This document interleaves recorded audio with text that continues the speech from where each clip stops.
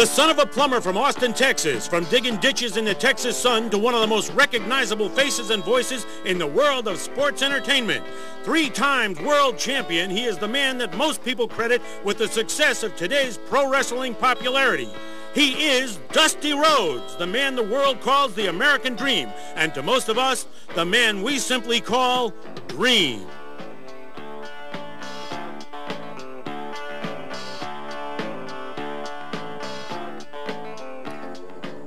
This is Dusty Rhodes, the American Dream, and I just thought it'd be nice to get out here in the woods to really contemplate and think back on the history of this man they call the American Dream. And people say it's very hard sometimes when you have to talk about your own self, but for me, it's not hard at all. I was the greatest there ever was. And in the early years, as we set the table for what we now see as professional wrestling, Dusty Rhodes, the American Dream, was a dominating force.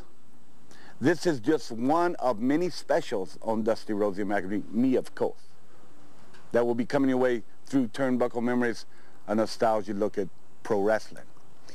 But today I thought it'd be nice to go back on this first special and take a look at some of the men that touched my life coming up in professional wrestling. And first off, we're going to take a look at a man named Gary Hart. Gary Hart was a great manager. Maybe J.J. Dillon only rivaled him in Texas in the 1970s when I started, when Fritz von Erich, another great man in my life, gave me the name Dusty Rhodes. And Gary Hart managed me, but we always didn't see eye to eye. And then he drifted down into Florida, and when he came to Florida, he brought with him Bobby Duncombe. Me and Bobby Duncombe were crosstown rivals in football, crosstown rivals in chasing women. We were crosstown rivals on who had the better truck back there in Austin, Texas. And now the walls came into the rings down in Florida. So Gary Hart say, listen, I'm so mad at you, get anybody you want. Take anybody you want. I put on the tights for the first time, and me and Bobby Duncombe will just whip y'all's butt. Well, you're going to see the partner I picked is not a man of great stature, a man of great height, but a man of great heart. I brought into the ring, as you will see, the Haiti Kid, one of the little dynamos of that era, one of the midget wrestlers, as they've called him. And we matched up against Bobby Duncombe and Gary Hart. What a way to kick off this special called Dream. With my movement, the Dream gave me the soul clap. Now then, he gonna jump on Gary Hart with all his fury. Look at him, getting ready. Gary stalking him. The Kid's there. The Kid shoots Stu. Shoots Stu again. Look at them move. Shoots Stu again. Gary Hart's dumbfounded as usual, walking flat-footed like a semi-wino from Chicago. You know, all I had to pay the Haiti Kid is 2 tickets to Disney World and a slab of barbecue ribs. And he is doing the best he can. I'm going to come in here now and put the big strong arm on him. Get him, Kid. Look at him. Oh, there's more excitement going on here. Look at this. Look at this. Trying to hurt the Dream. Fumbling around there. Bobby Duncombe lost 18 straight matches. Here he is trying to make a comeback. There he is in there. Rhodes, look at here. Football time, Duncombe. Look at him, Garden. Look at him, Garden. Football time. Here's where Gary Hart trips you up. Try to trip me and hurt me, but I'm only resting. I'm only resting. Now he got me. Now I'm giving him the 2 sign. We had number 2 arranged for him to jump up and slap Bobby Duncombe in the head, which he did. Now you're going to see him scoot around. Look at him. Go on, Scooter. Go on, Scooter. Can't hardly get off. He almost lost it on that far turn. Look at him. The dude can run. The dude he can stroll, God. I'm tying old Bobby up. He ain't got a chance. I'm getting ready to put the coup de grace here. Oh. You got Hart in trouble. Look, Heaty's going to cover him. Cover him, Heaty. They threw him in the 5th row of ringside here, but Heaty gets up because he's got that great heart I talk about. That's heart. Now, that's I'm going to do it to you, Heaty. All he needs is just a little foot from the Dream. Just a little help from his friends. Oh, I love the little dude. And black or white, it don't matter, Garden. And here's where the happiness turned very close to tragedy as the Tahiti Kid was whipped out of the ring again. Now Duncombe and Hart leaving the ring. Bad dude, man. How does it feel, Gary Hart, to get beat by a little midget 3 foot tall. Where's my man at? I'm looking for him, Gordon. I didn't realize he was hurt. And he is hurt. His feelings are hurt. His body is hurt. I'm trying to revive him here because my people are waiting, my movement's waiting. The American dream, in love with the world. We're in love with each other, Gordon. You know that. You know that. When a little dude like this can come in and give 120% of his heart, then that's heavy, baby. That's what it's all about. That's life. That's what it's really about. The referee is explaining here as to what happened. Apparently he hit his head and his throat on the iron railing outside of the ring, and yeah, the dude's hurt, Gordon. The dude, there's nothing left for me to do but put the black dude in my white arms, baby. There it is. Black on white. That's life. That's America, baby. It's beautiful. I love it.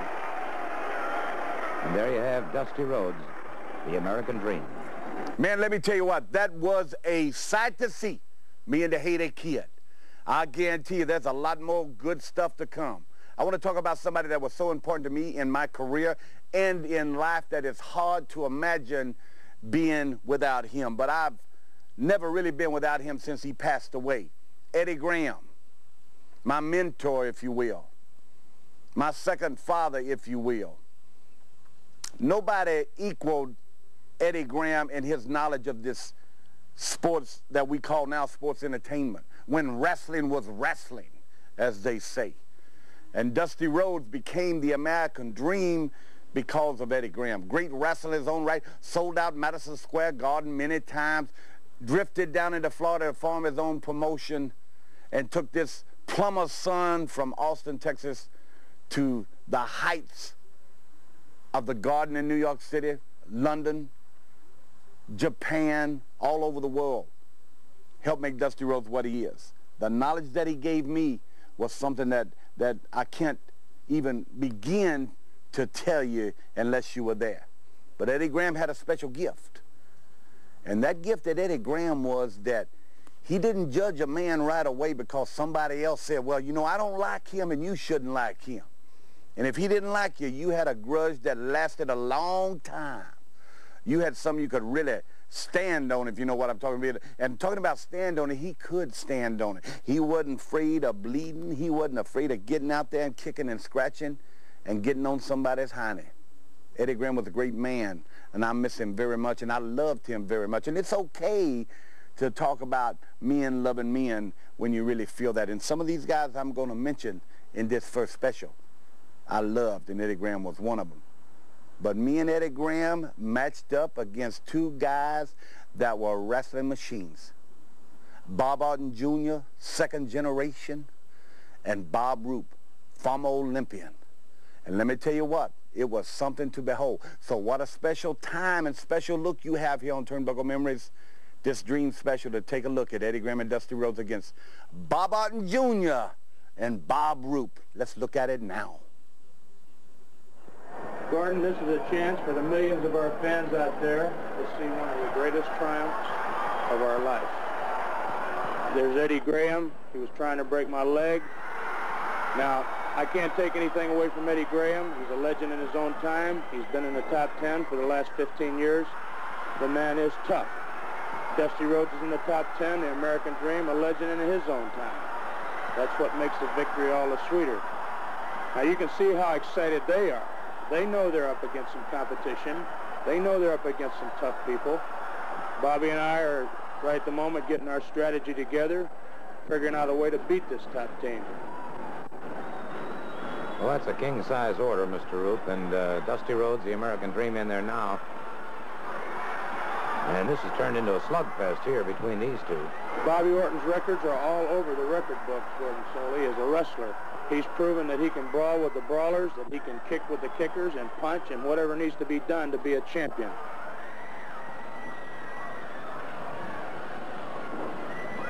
A good head chancery by Eddie Graham there, and that's certainly... no, Gordon, that's a chokehold, if you don't mind that. It's a very, very clever way to disguise a chokehold. Now, Bobby was the one that felt the hold. He should know whether it was a choke or not. He said it was. Yes, I it believe was, it. Bob. Well, the tag is made, and the American Dream move backs into the ring now, and the front face locking Bob Orton and putting a tremendous amount of pressure on him. That's it. A lot of pressure. That's right. A lot of pressure on my But Bobby Orton is jugular typical vein. of a new breed of wrestler, and he can take it. Good hip lock takedown by Dusty Rhodes.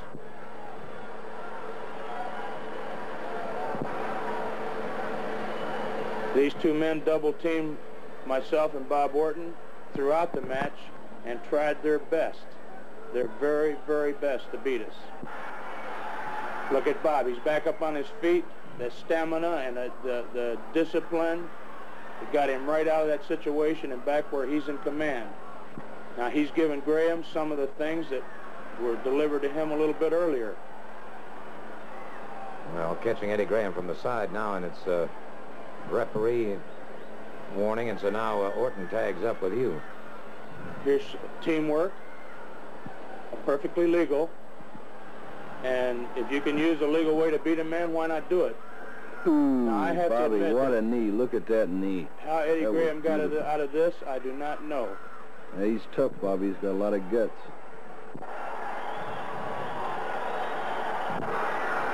Good atomic knee drop by Eddie Graham, and moving in with a trying for a lateral body press. Well, he has shown us the stamina that a lifetime of wrestling has given him, the fact that he can even be on his feet at this point. It's remarkable. Now, Dusty Rhodes, that elbow is his best hold. And I have to admit that it is effective. Well, Rhodes trying to fight his way out of some double teaming there, leaves the ring after Bob Roop, and Rhodes coming in, cutting him off at the pass and catching Bob Orton Jr. very quickly.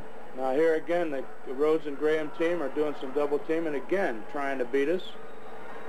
And I can't blame them because they know we're tough. Now here, that's a karate thrust if I've ever seen one. And the fact that Bobby Orton and vicious knees being dropped across his throat, the fact that he can even, that he's not completely wiped out, the fact that he's sitting here today is remarkable. But it's a new breed, Gordon. Oh, That's right, Bobby. I'll tell you something. He almost had me there. I was as close to out as I'll ever be. It was a good body slam followed up with that figure four. Again, teamwork on our part.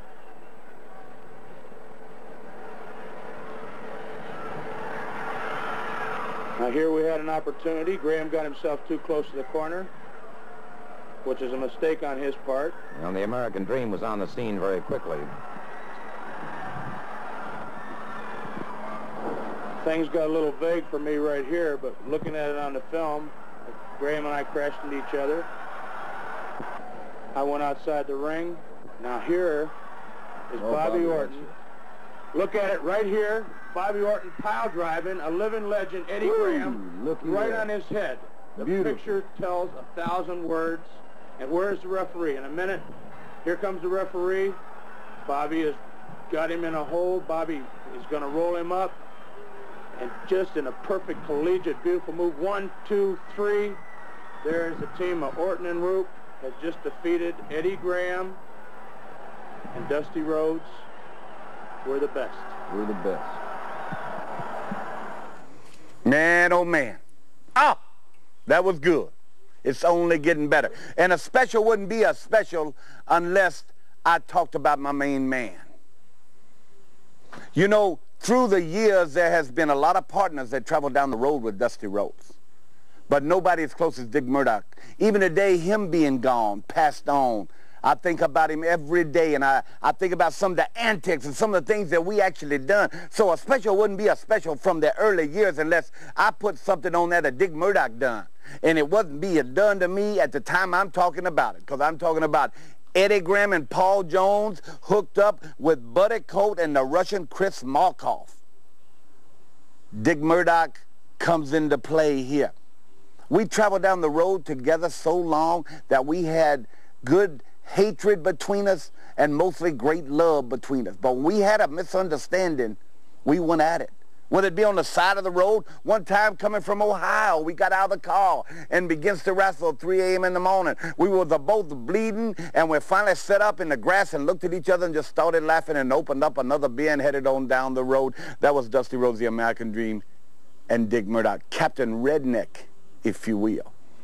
Well, make no mistake about it, a tougher man never walked in the squared circle. There was nobody as tough as Dick Murdoch, and I miss him a lot.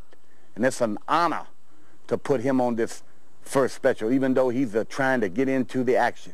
Another look at Eddie Graham. A look at a great competitor, Paul Jones. Buddy Cope got hurt, career cut short in a plane crash. You see him at his best here. And Chris Markoff, a man I knew very well. But Murdoch, another man that touched the soul of Dusty Rhodes, the American Dream. Let's take a look at this.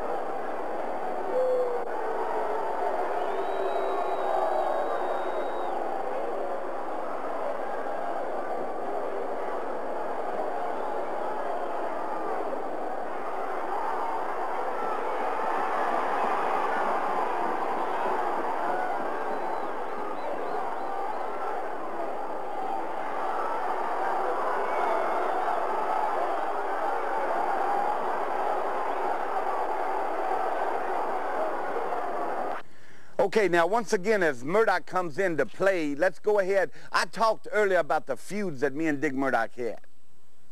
And if you really feel strongly about somebody, you're going to have cross words sometime. You're going to have misunderstanding sometime. But in the world of wrestling, when they say wrestling was wrestling, before there was the pyro or the pyrotechnics or the disappearing acts of the modern day athletes, make no mistake about it, they're all great athletes today. But back then, we didn't have no music to come to the ring with. We only had that drive to be the best you could be. Bill Watts was one of the men. He came to Florida to study under Eddie Graham as I did. Eddie Graham taught him all facets of the industry. And Bill Watts took that away with him back to Bixby, Oklahoma, to become, for a while, the greatest wrestling promoter in the history of this industry. So we both, get that from the dream. Can you hear me? I can't even talk, I'm so excited. But that's all right, because I do have Rhodism. Sometimes we can't understand what I'm saying, can we? Bill Watts in Bixby, Oklahoma, wrestling promoter, always treated me well. But with Bill Watts, there was no gray area. You know what I'm talking about? There was, you either didn't like him or you liked him. Well, I tell you what, I like Bill Watts. Bill Watts was a last of a breed. Bill Watts was a mean son of a bitch. And I guarantee you this, in the early days, we had some great scraps. Once again, on the feuding side of my romance with my partner, if you will, Dick Murdoch, Buddy Colt, Dusty Rhodes, and Bill Watts, we gonna kick the door down in this one. Let's take a look.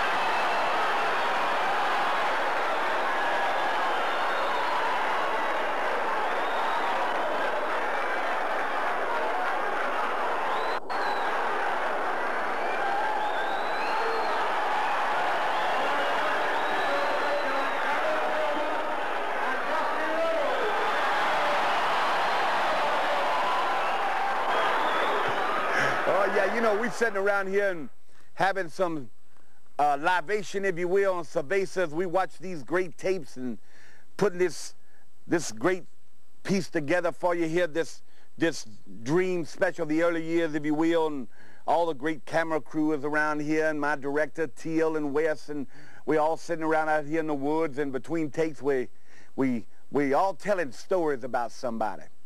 Well, let me tell you a story about somebody. I called Bill Watts just a few minutes ago a nasty son of a bitch. Well, I meant that with love in my heart. Harley Race was a nasty son of a bitch. I ain't no love in my heart about that. 289 stitches over a span of years. Broken ribs. Operations on both hands. Earlobes about fell off. Hour draws in the heat. Fights on the side of the road when I'd seen. But what Harley Race was the greatest single heel, bad guy, if you will, in this industry. Some say the greatest champion of all times. I would agree with them. I think Harley Race set the table, along with Dusty Rhodes, the American Dream, and Eddie Graham, and Bill Watts, and young Mike Graham, and all the great stars that you will see on these up-and-coming specials. But Harley Race was a man that didn't take no grump from nobody. I'm going to tell you a quick story. Before ear piercing became fashionable, I pierced my ear in 1974 because I thought it was cool. A cowboy with a pierced ear. And back then, they put a little string through it. It's not like you go in the mall now when the string kind of dangled down here and you had to put peroxide and stuff on it for a few weeks or so till it healed and you could stick your diamond earring in there. And I thought that was just cool as could be. Well, Harley Race seen this the first time we met after I had it done. And I remember his words as we were standing in the middle of the ring. He looked at me and he said, "What kind of a man would put an earring in his ear?" As he commenced to rip the string out of my ear, and I was agonizing in pain. That's the kind of man Harley Race was. This next little ditty, if you will, takes place in the Bayfront Center. Some say the house that the Dream built in St. Petersburg, Florida. See if you can tell all these guys that are involved in this. Go down the list and see how many still with us. Is Eric the Red in this thing? Let's watch this confrontation against me and Harley Race. My ear still hurts about that. I don't know why I'm going to ever do that thing, but no more earrings. Two special bulletins at this time before we bring you the action in this film of the World Heavyweight Championship. Steve Kern, who had his leg broken by Sonny King, Pac Song, and Eric the Red, has undergone corrective surgery for the damaged tendons in his foot and ankle and is currently recuperating at the Florida Hospital in Orlando. And the president of the NWA, Mr. Bob Geigel, has ordered that this film, immediately after this airing here on Championship Wrestling, be sent directly to the board of directors of the National Wrestling Alliance. They want to scrutinize the film carefully and interrogate all of the principals involved regarding this highly controversial World Heavyweight Championship match. Here you see the match underway. Harley Race, the world champion, with a salto, and it's Dusty Rhodes firing back at him. Now, as you can see, the ring is surrounded by lumberjacks. This is under lumberjack rules with a 90-minute time limit. The champion outside the ring being pushed back into the ring by Wahoo McDaniels, Jerry Briscoe, Rocky Johnson. The World Heavyweight Champion Harley Race on the canvas, Dusty Rhodes coming off the ropes. There you see another of the lumberjacks, Ali Bay, to the right, Pete Austin. Also Mr. Sato and Mr. Saito and Bob Duncan, as you can see them all, putting the champion back into the ring in this most important World Heavyweight Championship match, a highly controversial situation, as you'll see in just a couple of moments. I might point out there you see Pac Song and Sonny King, two more of the lumberjacks. Of course, there were several standby lumberjacks, including Eric the Red. Dusty Rhodes catches the world champion on that second rope, slams him into the center of the ring. Dusty Rhodes continues to punish the World Heavyweight Champion. The title that he has sought for such a long, long time could perhaps be within his reach at this point in time. Sonny King watching one of the lumberjacks. There's Pac's song. The champion coming off the ropes now, and Dusty Rhodes ducks out of the way. Rhodes in with a lateral press. Ollie Bay pointing out the fact that the world heavyweight champion's feet are on the ropes. And so consequently the hold is broken. Back on their feet. It is the world champion bringing Rhodes up into a souffle. Rhodes on the canvas. Rhodes coming up slowly, coming back into the ring now. And you can see Ollie Bay over to one side, and a problem erupting now with Sonny King. Ollie Bay hitting Rhodes from the outside. Dusty Rhodes running Ollie Bay into the steel post, the guardrail outside the ring. Ollie Bay is down. You can see them administering aid to him at this time, and Dusty Rhodes, who has already been lacerated, as has the champion. The two of them battling it out now in the squared circle. There you see them rendering more assistance to Ollie Bay. He, too, has been injured, and it appears that Ollie Bay is going to be escorted from the ring. A drop kick by the challenger, Dusty Rhodes, puts the champion on the canvas once again. Ollie Bay being removed, and, of course, one of the standby lumberjacks will be moving up to the ring area. This is a 90-minute time limit. Lumberjack rules. Dusty Rhodes now moves in on the champion once again. Ollie Bay being escorted from the ring area. Dusty Rhodes again has the champion in dire straits. Rhodes looking to the thousands jammed at the Bayfront Center in St. Petersburg. And now the spinning toe hold on the world heavyweight champion. The referee checking. Rhodes knocked to one side by the champion. Rhodes to the other side of the ring, and the referee has been knocked from the ring. The referee is knocked from the ring. Rhodes is outside the ring. There's Mr. Saito, and now the champion tries to set Rhodes for a pile driver, but watch Rhodes upending the champion, backdrops him. Dusty Rhodes turned around. The referee still out of action, still out of commission now. Dusty Rhodes brings the world heavyweight champion Harley Race up. A full pile driver outside the ring. Rhodes against that steel guardrail. Now Dusty Rhodes, the challenger, moves back inside the ring. The referee being helped back in by the lumberjacks. Dusty Rhodes telling him that the champion is outside the ring on the opposite side. The referee, dazed, gets to his feet, going over to check. And now watch to the left of your screen. There comes Eric the Red coming into the ring. Eric the Red coming into the ring. And Dusty Rhodes dispatching him very, very quickly. And now watch. Sonny King goes over, picks up the object that Eric the Red had, and catches Dusty Rhodes in the back of the head. And the champion being pushed back in. You'll note now that the champion could not have been aware of this. The referee was not aware of it. Rhodes on the canvas, the champion, with a lateral press, a count of 3. Wahoo McDaniel's trying to explain that Sonny King and Eric the Red interfered. The referee obviously did not see it. I cannot believe that the champion was aware of it. But nonetheless, the fatal count of 3. And for the moment, that holds. For the moment, that holds. And Harley Race does retain his World Heavyweight Championship. But this film in its entirety will be viewed by the board of directors of the NWA. And Dusty Rhodes had these comments in the dressing room right after this controversial match.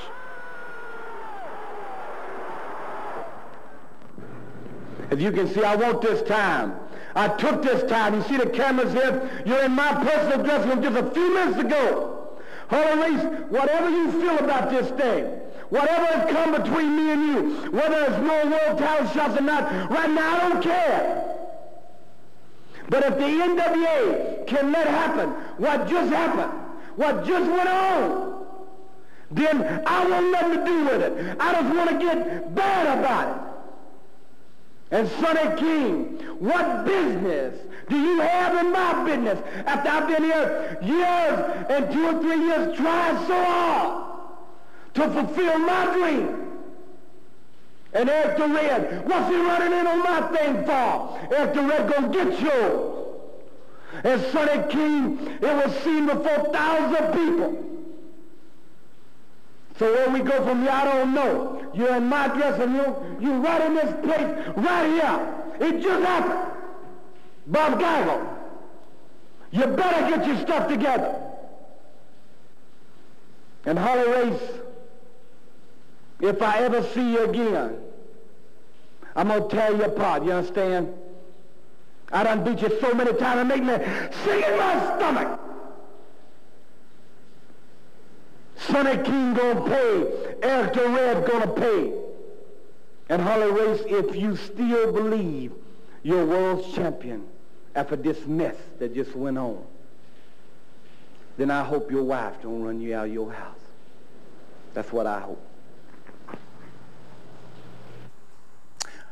I tell you what, you know, I can't wait as we grow here at Turnbuckle Memories and all of the vault, if you will, of matches that date back in history from the 50s, 60s, some of them still in them old tape-orientated boxes and everything, and to show you some of the great things that you're seeing on this first Dusty Rhodes special, Dream the Early Years. And these were early years for me. But Ole Anderson in later years became a thorn in my side. Many a great match did we have all over the world. But before Ole came along, one of the brothers and cousins of all that Anderson bunch, if you will, like Arn Anderson was a man named Lars Anderson. He was a great mat technician. He was a great wrestler. He was a great amateur. And he was mean also. Well, we got excited one time down in Florida, and we got to talking about these silver dollars shouldn't beating somebody in 10 minutes and beating somebody in 20 minutes, and I'll put up all this money, and I'll put up a bunch of silver dollars. And, well, I said, why don't you put up them silver dollars, if you will, and if I beat you, then I'm going to be handing them to the fans. Well, as that series of matches happened, them silver dollars became scarcer and scarcer, as you can see. Lars Anderson now, I believe, lives in Hawaii and is doing well, and he was a man that, well, I will always remember that took me to my limit. He helped, if you will, give me that mental toughness, because he was mentally tough, and if you had to wrestle him, you had to really deep down and go after him. So we're going to take a look now at a special match that these silver dollars were involved in against Dusty Rhodes, the American Dream, and the great Lars Anderson. And Rhodes now is going to have to reach way, way down inside of himself, way deep, to be able to counter effect this blistering charge by Lars Anderson. The elbow that rocks Anderson. Dusty goes into a single leg pickup, crashes down on the thigh muscles of Lars Anderson, and Anderson knows now that he's got problems with a rejuvenated Dusty Rhodes. Rhodes now getting that great second effort, and now pulls him, Lars Anderson, over to the ring ropes. Buddy Wolf saying something, and it is he's into the ropes. Now watch carefully the interchange between Lars Anderson. He is signaling Buddy Wolf to take the money and go. No question about it, and Buddy Wolf is leaving with the 2,000 silver dollars. And Dusty Rhodes, aware of this, back to his feet, looking out, trying to see where Buddy Wolf went, and watch. Lars Anderson catches him from behind. And it is Anderson closing in once again. He has sent Wolf away with the money. Anderson trying for that pinning combination. But Dusty Rhodes will not be denied. He absolutely will not be denied. A heart as big as his entire 260 pounds continues to take tremendous punishment. Pedro Morales blocking Buddy Wolf and forcing him back to ringside with the 2 bags of 1,000 silver dollars each. And now these two mix it up. Pedro Morales and Buddy Wolf mixing it up outside the ring. And so as the battle rages inside the ring, a new battle rages outside the ring between Morales and Wolf. And now Anderson, distracted momentarily as he sees what happens, that Wolf is back with the money, and Pedro Morales is there. Now watch Lars Anderson carefully. Comes up from behind, boots Pedro Morales. And it's Dusty Rhodes catching him, a belly-to-back suplex that has stunned Lars Anderson. 2, 3, 3, the count. 1, 2, 3, the count. And it is Dusty Rhodes winning the 2 bags of 1,000 silver dollars. 2,000 silver dollars, and there's Pedro Morales. His head also lacerated from that battle outside the ring, moving back in. It is Pedro Morales coming over to the fallen form of Dusty Rhodes. Fallen, but in victory nonetheless. Dusty Rhodes, suddenly, that adrenaline flowing, goes back to life, and now Dusty Rhodes looking around. You can see this jam crowd all cheering for Dusty Rhodes, the American Dream, the Tower of Power, who's done something that no other wrestler has been able to do, and that's defeat Lars Anderson for the silver dollars. Pedro Morales standing there, Lars Anderson, and look at this face. a face bitter with frustration, rigid with rage. Lars Anderson finally leaving the ring with Buddy Wolf, the man who failed him in his quest. And Lars Anderson, thoroughly disgusted, totally upset, leaving the ring.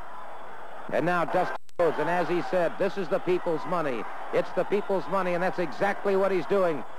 You know, now it's time for what I call the icing on the cake of this first special. There's not athletes anywhere in the world, whether they play football, baseball, basketball, run, jump, jog, whatever they do, box, that don't want to be the greatest or the best they can be. I already talked about how great Harley Race was. I already talked about me and Harley Race's temperature amongst ourselves, and it was hot. It was red hot. And the Omni in Atlanta, Georgia was a place where Dusty Rhodes stood alone for a long time. It's not even there no more. And Dusty Rhodes got his opportunity knocking on his door against Harley Race for the World Heavyweight title in 1976. The emotions that went into this confrontation, the emotions that I felt as an athlete, my talks with Eddie Graham, my talks with Mike Graham, my talks with the great Jack Briscoe, my talks with the Funks who I hated, but I had to know what it feels like to be in there at an opportunity knocking to win the World's Heavyweight title for the first time.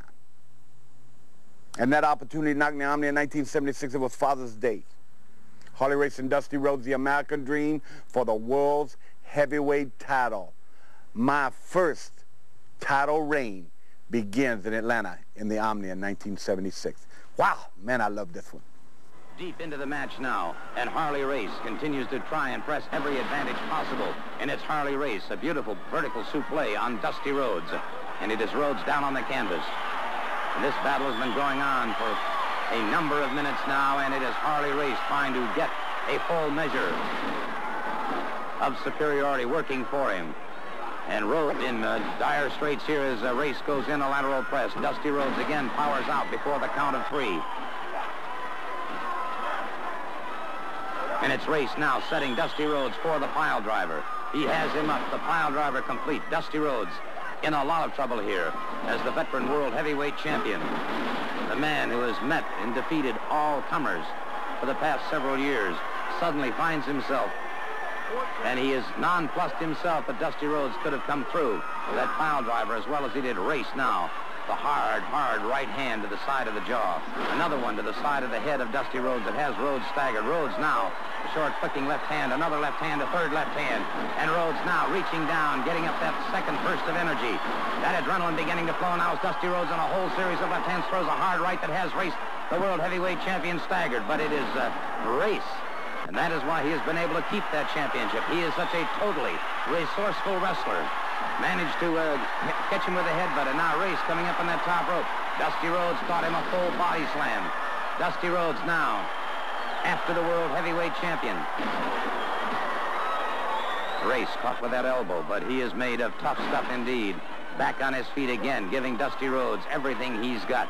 Both men expending every bit of energy they have in their souls. A beautiful block by Rhodes. Blocks Race as Race tried to bring into a vertical souffle, and it is Rhodes reversing the situation on the world heavyweight champion Harley Race. Rhodes now down with that elbow, but Race rolls to one side. Race trying to get back to his feet. Now comes out of the ring after Rhodes, and Race is carrying the battle all the way. No one can question the tremendous drive and spirit and determination that Dusty Rhodes and Harley Race both have. Both of these men champion in their own rights, but Harley Race is wearing the $10,000 in gold. And it is Rhodes trying to pull Race back out of the ring. He wants his championship no matter where it is, but that count is on, and Dusty's going to have to get back into the ring.